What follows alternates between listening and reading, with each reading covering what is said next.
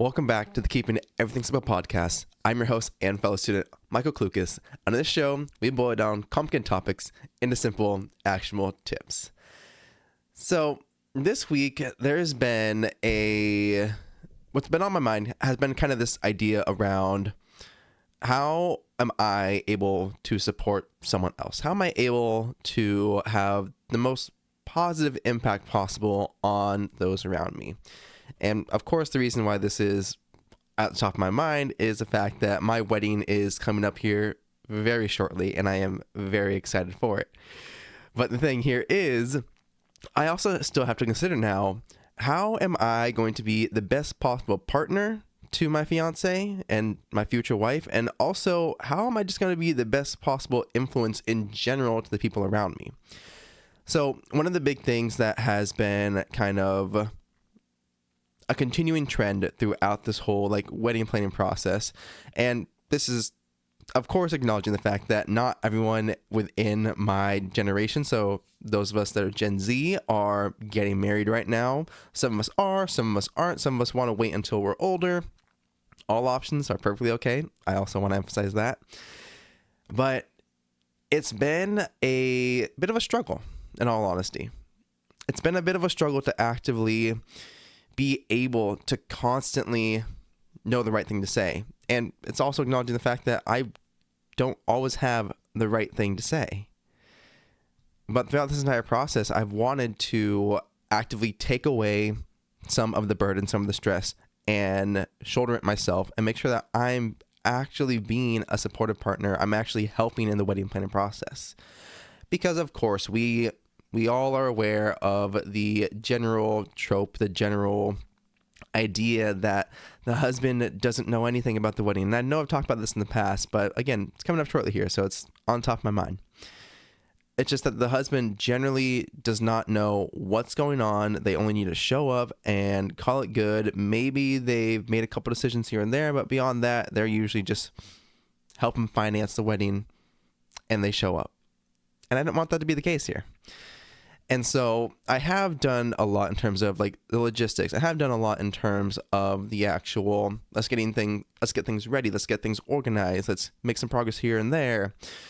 But the piece of the puzzle here that I've struggled the most with, in all honesty, has been emotionally supporting my partner through this. And this, I think, will go for all your relationships in general, not just your romantic ones, but your friends and your family. Everyone has a very distinct need, and how that need is met in terms of their emotional need, emotional support, is going to look different for everyone. And not only that, it's going to look different in every single season. Someone who, for right now, is in a season of wedding planning, who's in a season of kind of this high stress but excitement, is going to be very different than someone who is in a season of, say, grief, where maybe they got laid off, maybe they went through a breakup, or maybe someone who's in a season of excitement but in a different way. Maybe they got a new job, maybe they just moved to a new city and they're looking for extra support.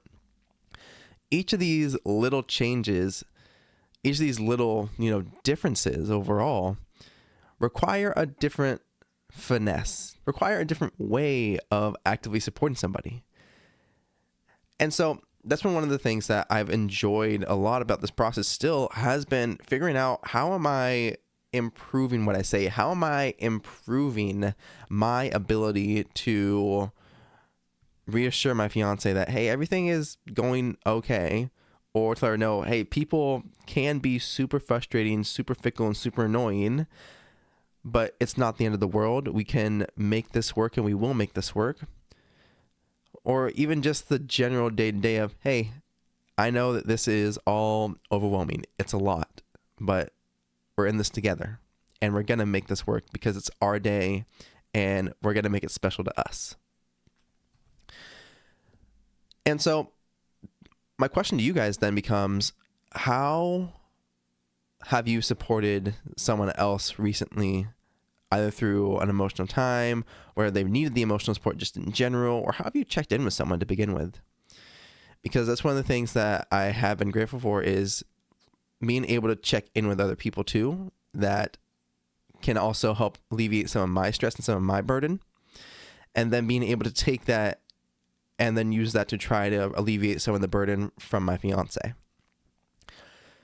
Because again, everybody is going to need some help and some support at some point. Like, that's inescapable throughout your entire life.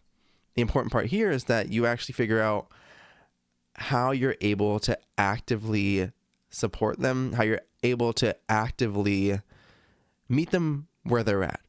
Because I've heard this often enough with those that have like anxiety or depression. Someone may just say, hey, you know what? Maybe just don't do that. Maybe just go outside, touch some grass, or you don't have to worry about that. I've made this mistake plenty of times where I've told someone it's literally just in your head. Worst idea you can do, because more often than not, they know it. But when I say meet them where they're at, it's communicating in a way that gets across to them. My communication style isn't my friend's communication style. It's not my fiance's communication style. It's mine. So I have to translate what I'm saying in a way that gets through to them in the best possible form, and vice versa. But it's just recognizing the fact that even if I have people to support me, there's still understanding the ways and the actual action, or the actual, attempts itself have to be done in a translated form of communication.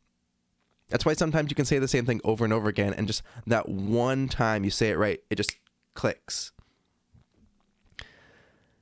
But I'm excited.